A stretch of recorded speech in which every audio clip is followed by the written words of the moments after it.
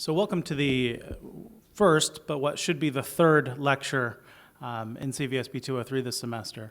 I'm Courtney Fugate, the director of CVSP, and also one of the principal designers of this course, which is a new course.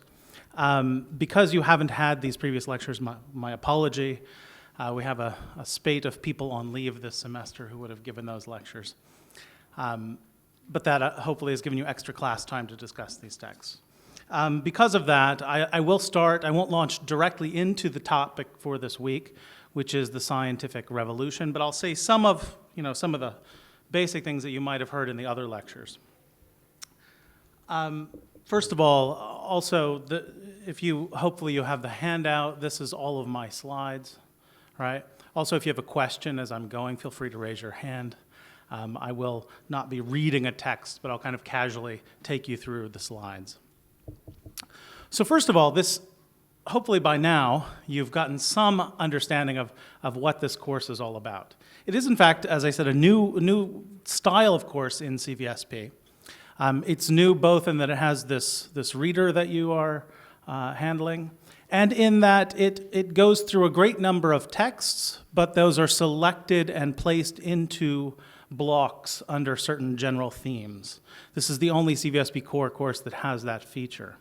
And in the selection of those texts, it might be helpful for you I think you've probably already recognized that there's a series of kind of guiding questions at the beginning of each topic.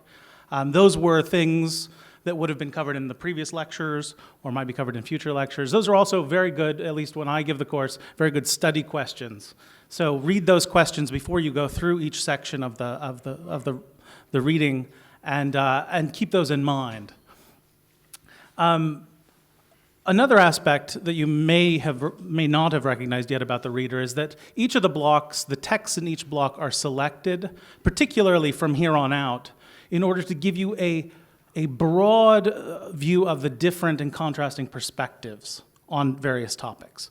So there are ways you can teach something like the modern period. There are many ways. One way is to select texts that kind of reinforce one kind of grand narrative of the tradition. And we explicitly tried to get away from that to show that the modern tradition that we're going through, the making of the modern world in Europe, was something about which there was almost no agreement. So on every topic that looks like agreement, we all want to be enlightened. You'll see that in the Enlightenment. But when you dig down into what individuals said about what enlightenment is, you'll see that they have completely opposed views of the very meaning of the term. They both champion enlightenment, but they have completely opposite views of what it is. So also this week we'll talk about the scientific revolution, and you'll see that what science is, there is no agreement on that. Everybody loves science that we're going to be reading, right? But they look at each other and say, you are not doing science. I'm the one doing science. And my conception of science is the correct one, which shows at the very beginning of science, no one really knew what science was. They were trying to figure that out. And that is something over which there was intense and very important debate. And all the views that we now hold, of science and you'll see of politics and of things that we see later in this course, all of those things are the result not of one of these thinkers, but of the continuing and at the time very sometimes violent conflicts and debates between these various thinkers. And so if you look at, we're going to go through some aspects of the scientific revolution today, but you'll see that the concept of science that we hold is a hybrid of these two what initially were very, very opposed views of what science was. And we found some balance, and you'll see this theme coming throughout. Okay, so you began the course with which text? Copernicus. When was Copernicus published? When did he publish On the Revolutions of the Heavenly Spheres? 1543? Yeah, not the 17th century. Keep this in mind, right? This course spans from 1543 until the 1840s. So you're spanning, 300 years within this one course. So when you were reading the text at the beginning, you had a text from from Copernicus from 1543, and then you read a text by Alexander Pope, which was from very much later, right? Keep these times in mind because we're talking about a kind of development in this course. It begins from the kind of outbreak of science and kind of this, belief in the harmony and structure of the universe and how that science that reached that view could be applied elsewhere. And we see that develop from that point onward, from the 1500s. So as you'll see in the scientific revolution, we're later, right? Descartes died in 1650. This is almost 100 years after, he dies almost 100 years after Copernicus published his book. They're still trying to figure out what science is, right? 100 years after Copernicus. And when you read in the next section on political economy, you'll see that essentially what is happening there is attempts to apply these various types of science, these various conceptions of science, to political theory, right? In order to reach, so that there was this, from the beginning of the modern period, there was this belief, guided by a very confused idea of science, that somehow science would be applicable and would be able to revolutionize all areas of human activity. And there were these various attempts, and what we now, some of you are maybe in political science, the invention of political science took place in this period through the belief that the kind of science that was being used by Copernicus could be applied to human societies. Right? And that's the natural kind of progression that took place. Eventually, in the 18th century, people were writing books on, the first aesthetics book on beauty was published that was supposed to be a science of beauty. And it was through the application of what that author believed to be the method of science to problems of art and aesthetics. Right? So it's this continuous progression in which science is increasingly applied. And as you'll see, towards the end of this course, that kind of belief in science begins to some extent crumble, or at least in the belief that science is something very simple, and that it's kind of that very simple method of, either doing experimentation, as we'll see in Bacon, or doing some kind of deductive, logical, mathematical reasoning. There's still a belief, and you'll see till the end of this course, there will be a belief that the world is ordered and structured in kind of a systematic and harmonious way that makes science possible. But there's an increasing disbelief in the ability of the human mind to grasp that. So we'll see reason, you'll see the term reason used all throughout this course as the kind of faculty of the mind that allows science and is the basis of science, right? Allows science to be possible. And at the end of this course, you'll see various attempts to go beyond reason.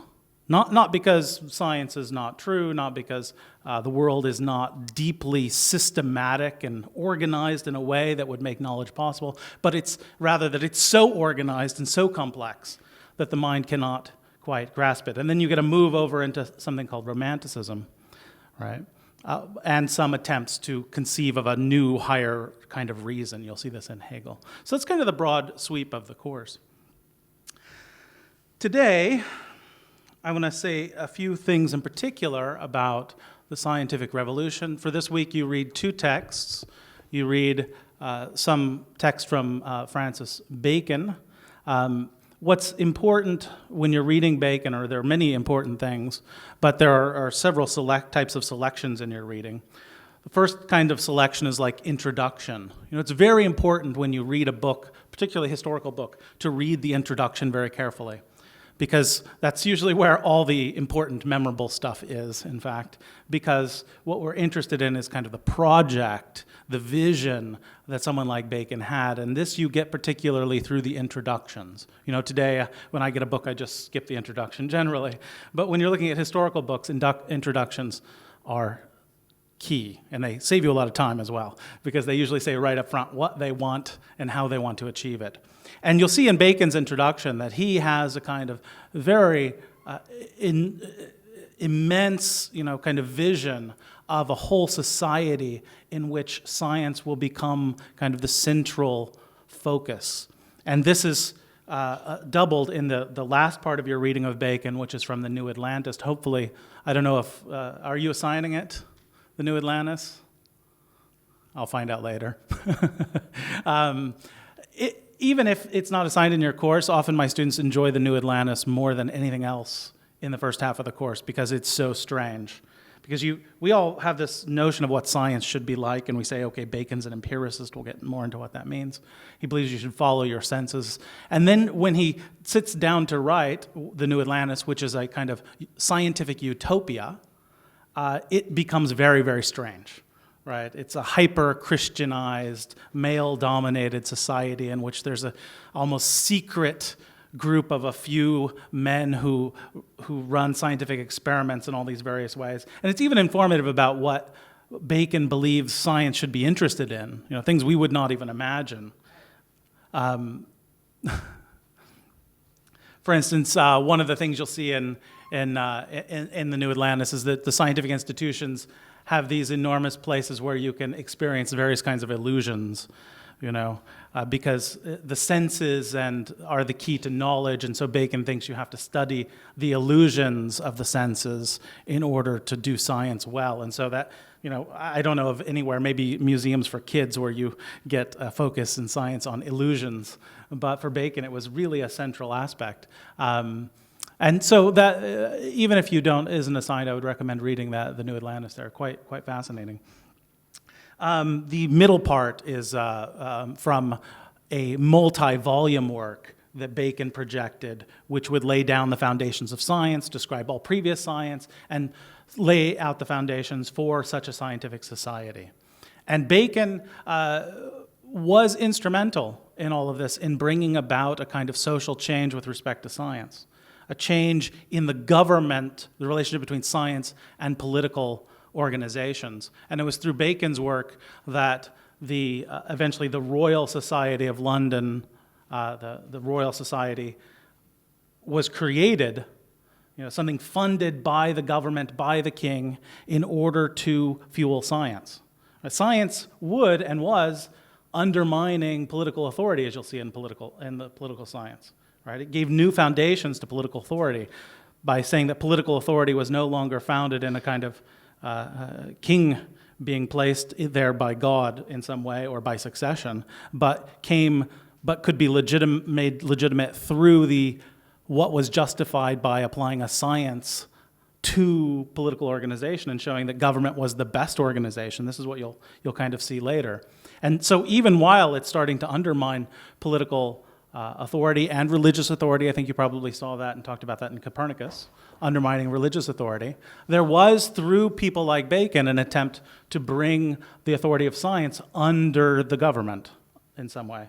And so it was in the wake of Bacon and his kind of vision of an institution of science that the first scientific journals and the first scientific institutions were created. And in its wake was founded the French Academy of the Sciences and the Berlin Academy of Sciences, and this kind of totally revolutionized. Before someone like Bacon, if you're doing, or Descartes even at the same time, if you were doing science, you were doing it in your home. It wasn't being done and supported by organizations, right? This started in this period. Okay. So the other text that you'll read in this block is by René Descartes. It's from his book called The Principles of Philosophy. I think many of you are probably familiar with Descartes. I think, therefore, I am. Every student knows this phrase. This is from his Meditations on First Philosophy, another work he wrote. The Principles that you are reading is from much later in Descartes' career, when he was no longer worried about being banned by the Catholic Church or anything. Early on, he was quite hesitant.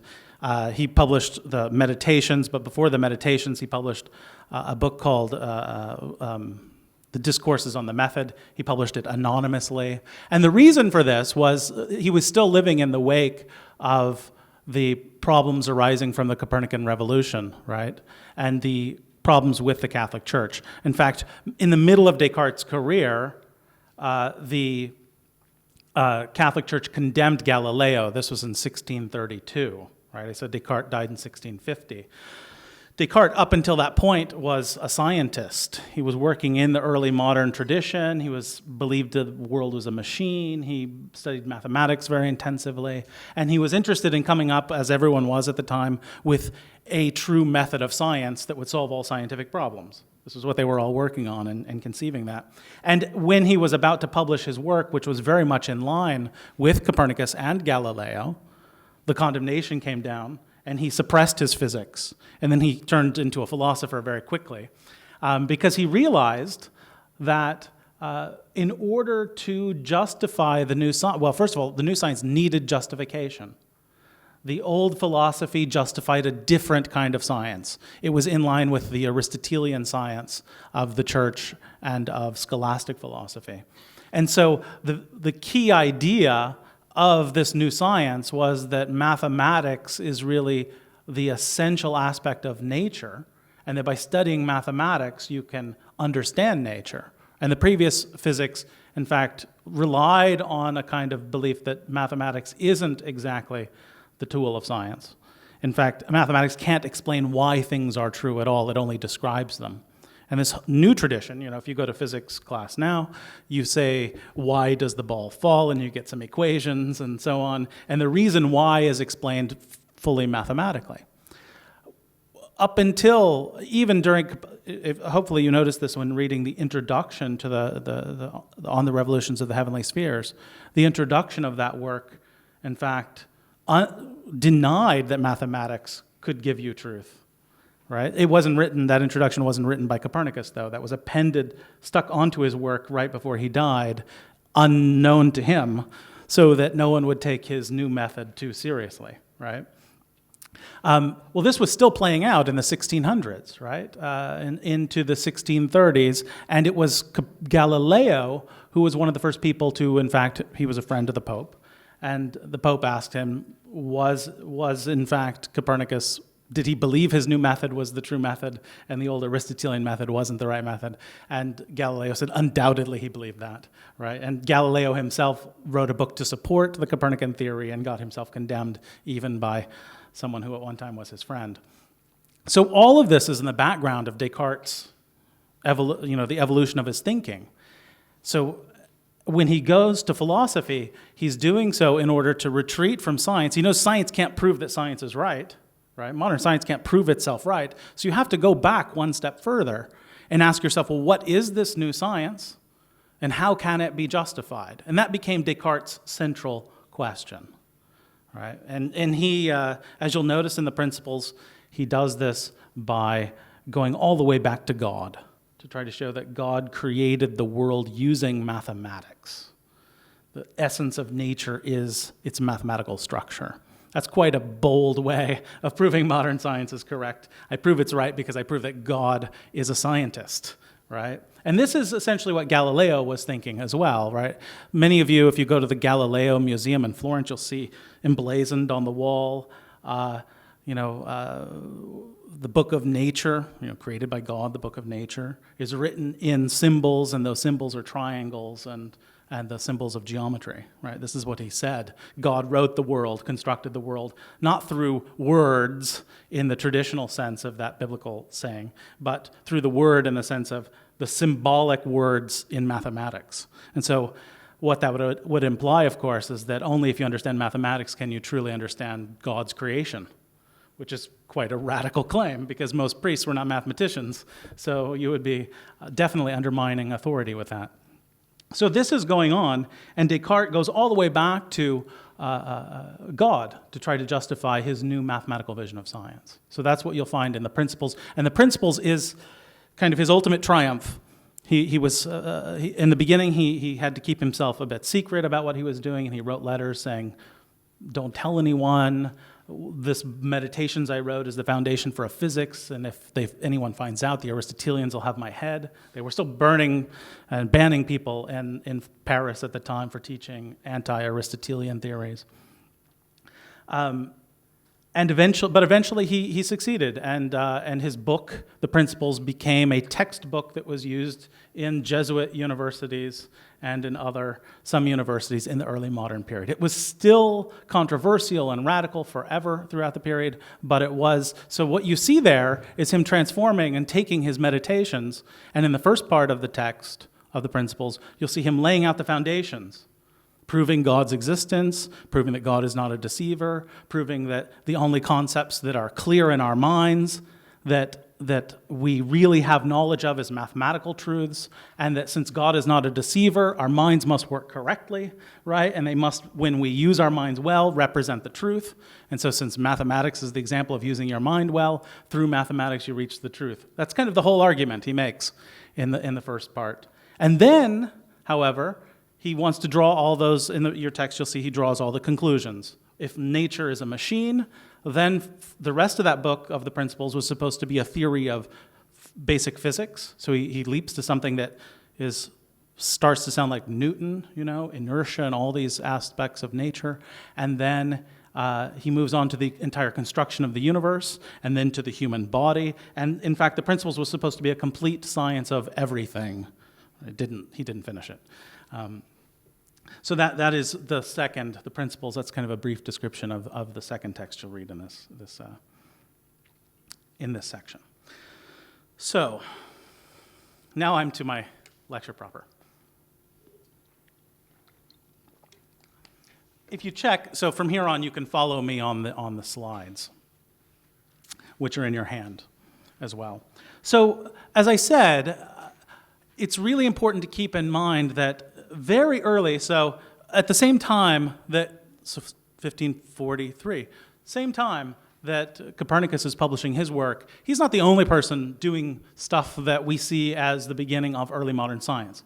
Lots of people in every area were doing things. They were not the majority, they were generally oddball characters, but they all shared some kind of beginnings of a feeling of familiarity with each other. They read each other's works. There was crossover between anatomy and chemistry and physics, that there was something similar in all of these things. One of the similarities was they all rejected, for the most part, tradition and Aristotelian philosophy. That was one thing they all pretty much shared, though they rejected it for completely different reasons often, depending on what they thought science was really like. But all of this was happening, and no one had yet written anything about modern science. There was no such conception of modern science. What makes science science? You should ask yourself that. It's not an easy question. If you have an answer, I would like to know it. I could make a career if I knew the answer to the question of what makes science work. What is science? What is the proper scientific method? This is what everyone began searching for and looking for. So what happens is, often in history and in the modern period, is things change, things are published, there's chaos, and people come after the fact and try to theorize that. And both Bacon and Descartes, they're not inventing science. Some people say, Bacon is the father of modern science or things like this. He did not invent anything. Everything he's talking about is in existence while he's speaking, and what he's inventing is the reflection on some vision or some story about what that science is, why it works, and how to perform it, right? And part of that is that justification. Why is this science right versus the old science, the one that came from Aristotle? Why is that wrong? That's part of the story. So some of the things that were going on at the time, Vesalius on the fabric of the human body. What was so remarkable about this work? This is actually really, I wish I had a copy of this. It's my son would love it. He loves monsters and scary things and Halloween. And Vesalius, his book is full of these anatomical descriptions. This is one of the very first, it was quite a taboo thing to dissect dead bodies. It's not very consonant with the notion of resurrection of the body or anything, that you start cutting people up after they're dead. So often these kind of dissections were done in secret. Descartes famously did dissections in secret, and his neighbors from the smell were very unhappy. But in this book, there were published some of the very first descriptions, like these very detailed drawings of the human body, right? And it was in order to capture attention. So you can see this is not like your today's anatomy book, right? This is meant to be both artistic and beautiful, and yet scientific and descriptive and radical at the same time. It needs to draw attention to itself. So just this description, this kind of minute, disinterested kind of examination of the human body, bracketing all religious problems with it, all personal feelings about it, just trying to see what is there and to describe it in minute detail. Very fundamental work of the period. William Harvey, 1628, it's quite a bit later, right? This is more contemporaneous with Galileo. First person, or one of the first people to provide good evidence for the circulation of the blood. You might say, well, isn't that pretty easy to figure out?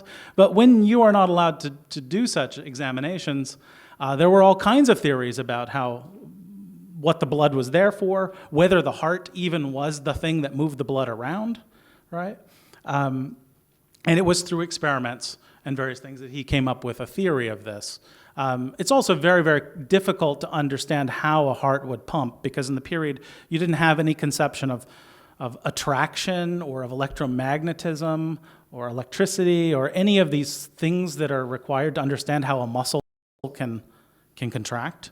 So often the models of the body that people were thinking about were very much like a steam engine, kind of thing, where you got push and pull, and you don't have contraction and things like this. You have strings and you have motors and stuff like that, but you don't have something like a heart. Even Descartes didn't believe the heart pumped in the way that it did. He thought it was more like an engine. So very, very fundamental. This is the title of this book is The Anatomy of the Motion of the Heart and of the Blood in Animals. Galileo, The Starry Messenger. This is the first book that anyone ever published with a picture of the moon's surface in it. That's quite an amazing thing.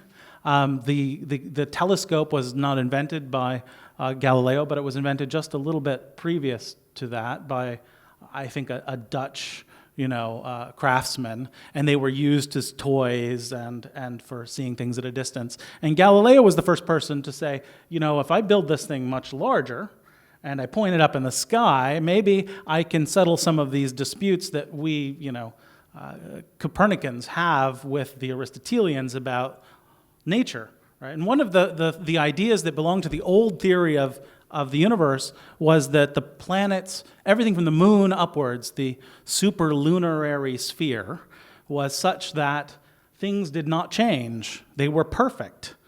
The moon it looks perfectly smooth if you go outside and look at it, right? But it looks like it's got stuff on it, and they said, well, that's kind of like a pearl, It's still smooth and perfect. It's got these areas in it, but it's not like this. It's not like a piece of Swiss cheese like you see in the cartoons, which is what it's really like. That would be impossible. Things up there don't change. There aren't mountains and volcanoes and things. All the planets, they must stay the same. They must be perfect because they are the basis of all time and all change. Right? And if they changed, then change would change, and then we would be in a mess, right? If the universe outside changed, because it's what keeps time for us. But Galileo, just pointing his telescope up, realized there were things going on. He saw craters. He also looked at the sun and saw sunspots, so the sun is not perfect. And these things by themselves didn't prove Copernicus correct, but they chipped away at the edifice that was supporting the previous theories, right? And convince someone like Galileo that Copernicus has absolutely got to be right. So the Starry Messenger, absolutely, fundamental, monumental work published. And all it did was have pictures, drawn pictures of these things. And when it came out, people still denied it was true. There were some issues with optics, I'll tell you about that in a second, that made it difficult for people to confirm his theory there. And by the way, if you go again to that Galileo Museum in Florence, you'll see his original telescopes. It's quite a nice thing to see. Robert Boyle, 1661, the skeptical chemist. Boyle's often referred to, all these names are kind of unfortunate because they downplay other important figures, but Boyle is often referred to as the father of modern chemistry. And this work, he proposes that everything's made of atoms. This is a revival of an ancient theory maybe some of you read about in CVSB 201, right? And that everything is made up from the combination. There aren't just 4 elements, which was the Aristotelian theory. There may be multiple elements, maybe innumerable elements. And there was also another theory in the meantime that came up that there were 3 elements, sulfur, mercury, and something else, like salt, that these were the 3 elements. He also went against this. And it was the beginning of this, what happens with, of course, with atomism is suddenly what makes an element, or not an element, but a compound is the proportion, the mathematical proportion of those elements. So what was fundamental to being able to start to apply mathematics to chemistry was the hypothesis of atomism. Because then you can see why so much hydrogen combines with so much oxygen and you get so much water out, and why the gases are in certain proportions to each other. Those proportions, the idea that the universe is governed by proportions and order and harmony, that's the central idea of Copernicus's work, right? Now here it's being applied, or at least getting the foundations for it to be applied in chemistry. The magnets were and are crazy things, as you know, if you sit down with a few for a while. No one understood what magnets were. They had this terrible problem that you can't understand how magnetic attraction works because it works through empty space. And so there were all kinds of theories about this. Gilbert was the first person to really highlight in the modern period this issue and to conduct experiments to try to prove various things about magnetism. And he many of the things we believe about magnetism he discovered. For instance, that the Earth is a large magnet. This is something he built a model Earth out of magnetic material and tried to show that the things that happen with compasses and whatnot can be explained entirely by the Earth having a north and a south pole. And if you read this book, it's quite interesting, even still, because he sees magnets everywhere, as you'll see. Bacon is quite skeptical of someone like Gilbert, although Gilbert is what we'll call an empiricist in the Baconian tradition. He uses experiments. He's so fascinated with the magnet that someone like Bacon rejects him as an ant. You'll see this analogy, an ant rather than a bee, because he just collects information about some specific topic, magnets. And finally, this book by Kepler, I was saying that there were some issues with justifying the use of telescopes, right? It's just like with mathematics. The question, when you start using mathematics in physics, the question is, well, why should mathematics be the key to knowing nature, right? It's just this stuff on paper people draw in their schools, right? Why should that be the key to science? So also, many people were skeptical. You had to prove that telescopes, what they did and how they worked, or else no one was going to believe that the image, I can make a tube and make you look into it and show you all kinds of things. Why is what you're seeing through a telescope in particular supposed to be a true representation? You had to understand how the eye works and how telescopes work. And it's much more complicated than you might think, because you can't just stick anyone's eye in front of the same telescope and see the same things. When people used Galileo's telescopes, they couldn't see what he saw because they had a different, a different eyeball, and so you've got to use a little corrector on telescopes. So he was probably very confused when he didn't understand that people would look through his telescope and just see a blurry moon and not a crisp moon, right? So all these things had to be investigated before you could kind of broadly get them received. Okay.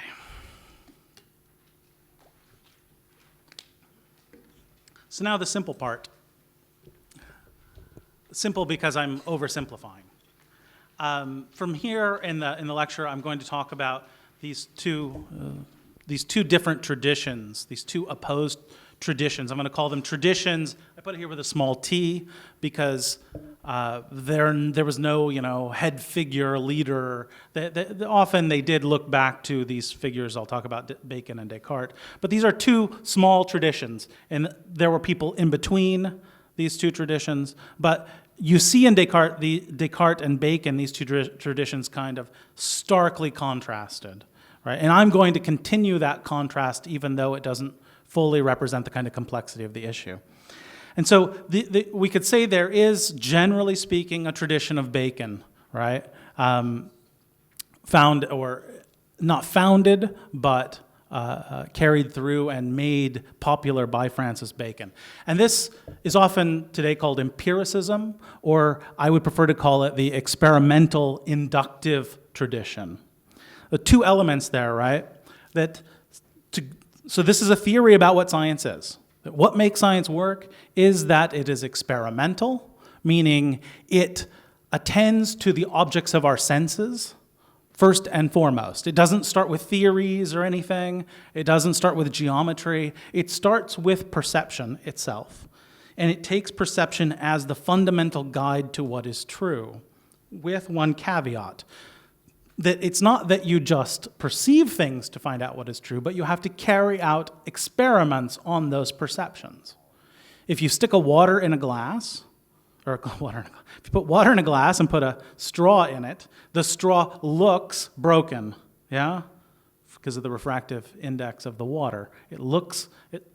If I were just following my senses, I'd have to say I stick it in the water and it breaks, right? And then I pull it out and it goes back together. If I were just following my senses. Senses are deceptive, Bacon realized. Empiricism is not based on a fundamental belief in the truth of the senses, but it is based upon the idea that all truth comes by way of the senses when those senses are subjected to experimental scrutiny. That's why experimental is fundamental here.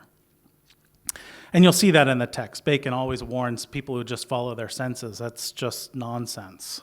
In fact, the senses, he says, are the most deceptive things. They're even more deceptive than the mind, although he wants to follow them, because he has ways of correcting the senses, and the senses are closer to the truth than the mind is. So even if you correct the mind and you just go the direction of the mind, you'll never get to the truth. The senses confuse things, but at least we can correct them, and they are connected with the truth through that correction, right? That's the difference. Now, it's inductive. Some of you may be familiar with this notion of induction. I think since you were a child, you did things like, if I do that, my mother will slap me.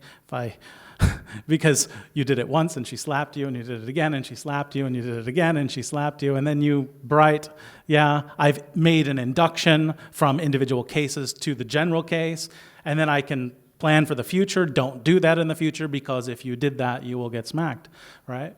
That is, in essence, the notion of induction that goes all the way back to ancient times. Aristotle knew you should do induction. Bacon's not new on induction.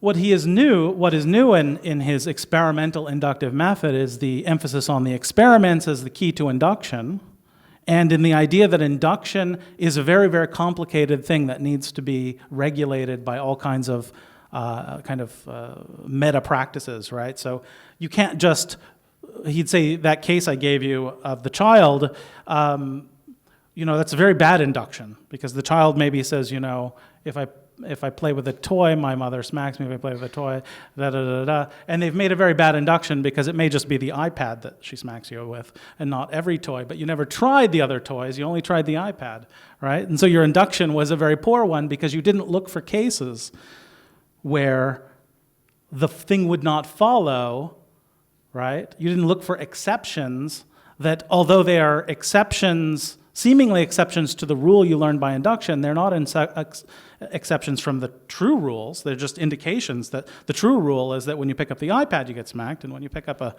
an educational toy, you don't, right? That's the true rule. And so Bacon, in fact, theorizes that we should have this kind of system, a government-funded system for recording experiments in vast detail and looking for extreme conditions in which to carry out experiments.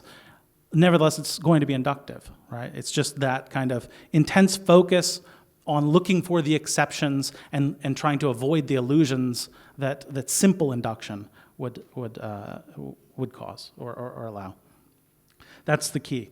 So the idea of Bacon is you move from experience to theories, or I put from experience towards principles. From the effects, everyone admits that the things, getting smacked is the effect. And by learning the rule, I learned the reason for the effect, the causes. All right, so in induction, you go from the effects to the causes of those effects, right? Regressively, not progressively. Examples of figures in this tradition broadly are Gilbert, the magnet, the guy who studied the magnet, Bacon himself, Vesalius, Boyle with chemistry. These are all people broadly within the tradition, would be recognized in the tradition of Bacon. You can see why chemistry would have to start there, because chemical theories come really at the end of things. You know, you've got to do so much experimentation at the very beginning. Same thing with the human body. How many general theories do we have about the structure of the human body? Not very many. But so you have to start with examination and experimentation for those sciences really to get anywhere. So that makes a lot of sense. Now, the Baconian tradition opposed Aristotle, as did pretty much everyone, because Aristotle was the figurehead, supposedly, of this older science. But they opposed him, as you'll see from the text, because he was too speculative and too theoretical, right? The exact opposite of the image they painted of themselves. Right? We stick to the senses. Aristotle was a theoretician. He just went off into these quick theories, you'll see. Bacon will say the inductions of, everyone starts with inductions, but Aristotle's inductions just leapt from the particulars to the universals immediately, right? It was just too theoretical, too quick, not careful enough, flying to first principles. Bacon's tradition, it distrusts the senses also, as I said, but most of all, it distrusts the unaided intellect. So mere theorizing is the kind of demon opposite of someone like Bacon. So much so that you'll see in his text that he puts the theorizing kind of, someday we'll get to theories, right? Not now, not in this foreseeable future. That's not the important thing. Now the tradition, the opposing tradition, the one by Descartes, is just as one-sided, as you'll see. And it's based essentially on this view that the senses do not give us truth at all. Everything, all truth really has its origin in the unaided, which by Descartes would be the uncorrupted, intellect. If we can just purify our intellects and follow only our intellects and bracket everything we sense and perceive and we are told, then for the first time we will discover truth. All right, so Descartes looks like they're explaining the same thing, modern science. They have completely opposed views of what it means and how it functions. So I call this tradition the mathematical deductive tradition. It's mathematical. The key to science is mathematics, concepts, ideas, and it is deductive, meaning rather than starting with particulars and going to first principles someday, it starts immediately with first principles, basic concepts, the causes of things, and tries to deduce everything from that. So when you read the principles, you'll see Descartes begins with the very foundation of his method in the first book, and then the basic laws of nature, and then from the basic laws of nature to the particular structures of nature. And it should be, if the first principles are absolutely secure and certain, then he doesn't ever need to look, well, I mean, with some caveats, he doesn't really have to look through telescopes or do experimentation. And in fact, this was kind of although he did do experimentation and things, this was more a kind of shortcut to try to figure some things out that would take a long time to deduce, rather than some new method, right? And those things were always subject to the question of whether they fit the basic principles. And I could digress there on a nice story, but I won't. This tradition, too, opposes Aristotle as the figurehead of the old science. But as opposed to the other tradition saw Aristotle as too speculative. You'll see Descartes thinks that Aristotle relies too much on the senses. This is also found in Galileo's writings, when the scholastics, the Aristotelians, are talking in his dialogues.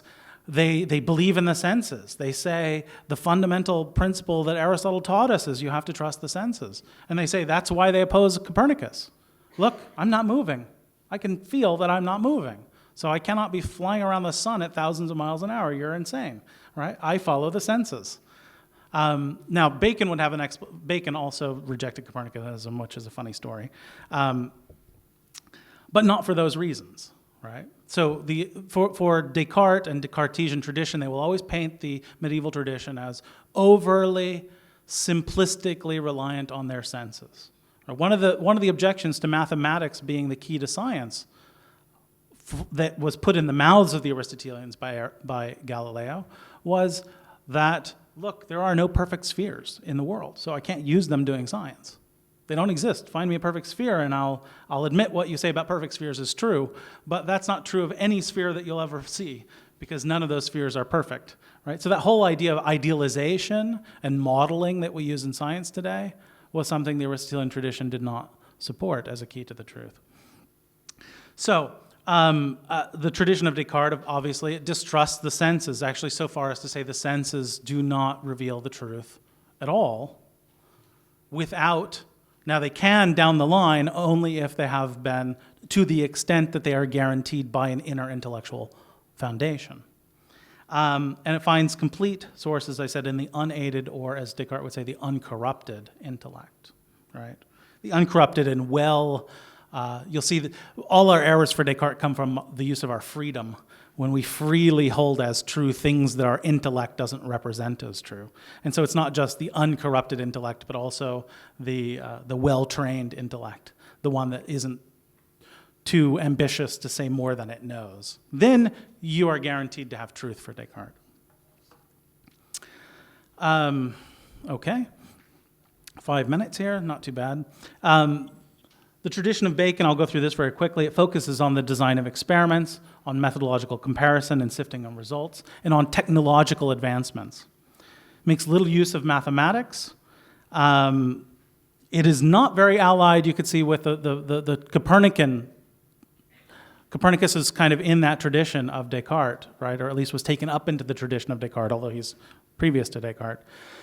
Because astronomy is such a perfectly nice place to use mathematics, right? And Copernicus himself held that, he says in the text that you read, that you have to have the mind of a mathematician to see the order and harmony of his new system, right? So it wasn't very much embraced by the Baconian tradition at all. And it sees this, one kind of interesting difference is the Baconian tradition doesn't really see much of a conflict between religion and science. Because using your senses, this theory doesn't really fundamentally give you a new way to make big theories, things that would challenge religious theories, right, very easily. Because you're not making big theories at the beginning, or even soon, but much, much later. So you can see this in the New Atlantis. It's kind of a hyper-Christianized world he envisions, where science and Christianity and nature all fit together, and male authority, all fit together into this kind of strange unity. Now, of course, later, when you get to someone like, in 204, you'll read Darwin, who's in the tradition of Bacon. Then when you start talking about evolution and the nature of man and things, then religion and science get into some issues, right? But not until much later does that happen. Descartes' tradition, as I said, he is born right there with Galileo and the condemnation of Copernicus. So the relationship between religion is absolutely central, which is exactly why you'll see Descartes begins with a proof of God's existence. Because, this is very clever, isn't it? If you're being charged with undermining the church's authority, and you say, well, look, that Aristotle, everybody recognized that Aristotle had problems as a Christian philosopher. He believed in the eternity of the world. His God was not a creator God. And Descartes' first move is to say, look, my philosophy supports the proof of a God that is much more Christian than Aristotle's God. So maybe my physics is better too. That's slightly cynical, but it's quite accurate, I think, of the way it worked in Descartes' mind. Although he was truly religious, I believe.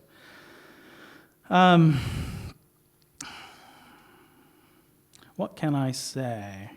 The quotations on the next few pages just fill out a lot of what I've said. This is important, though. I'll say something here.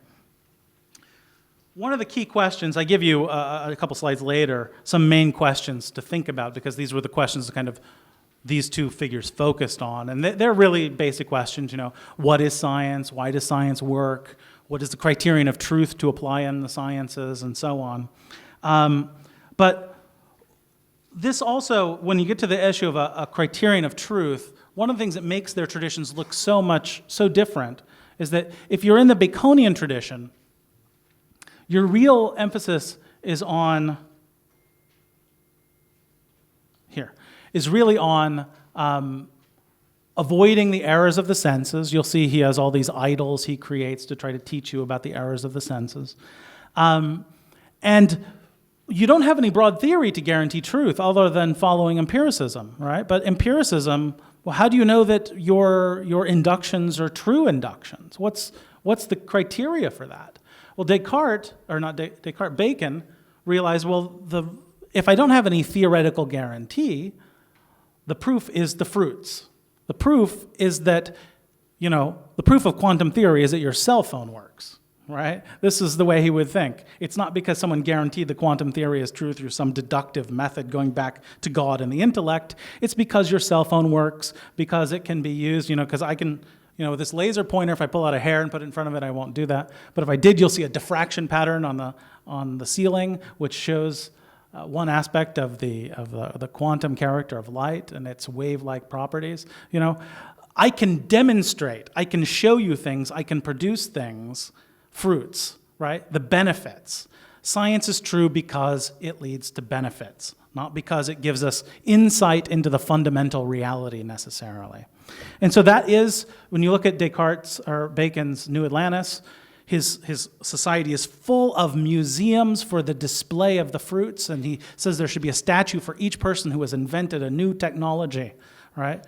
Going all the way back, including Columbus, kind of a strange story, why he's there.